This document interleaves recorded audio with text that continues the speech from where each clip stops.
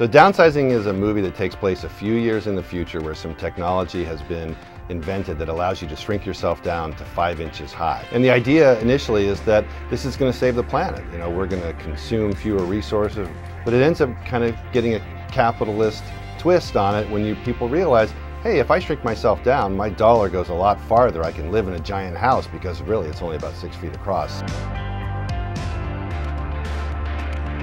Well, in our case, our scale was 1/14. So a 5'10" person shrinks down 1/14 and becomes 5 inches high. And that means for us, when we were making the movie, if we were shooting a small person, we had to put the camera 14 times farther away than normal to make them look small in frame.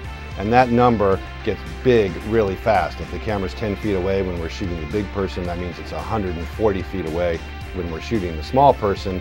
So our technique was to shoot a normal person on the background, take all of those camera measurements, scale them up 14 times, and then shoot a green screen element for the person who's meant to be small. When you put those two images together side by side, you get a big person in frame and a small person in frame that look like they're talking to each other. You know, I'm tempted to say rotoscoping, and rotoscoping is a technique that's been around since the beginning of the last century, and it's essentially where you trace the outline of a subject and create a matte without having to use a green screen. What that means is you have the outline of your subject defined, then you can use that outline to take a person out of one background and put them into another.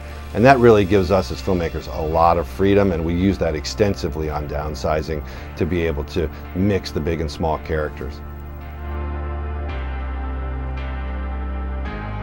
There's a lot of really challenging material, and you know, there's science fiction books that I read when I was a kid, Arthur C. Clarke, you know, and some of these stories have been sort of sitting in the background waiting to be made once the technology evolves, and we're getting there. So you know, I don't have a specific one, but I do think that there are so many opportunities now with the freedom that digital technology gives filmmakers to make something, adapt something that exists, or even make something new that, you know, we never would have thought of.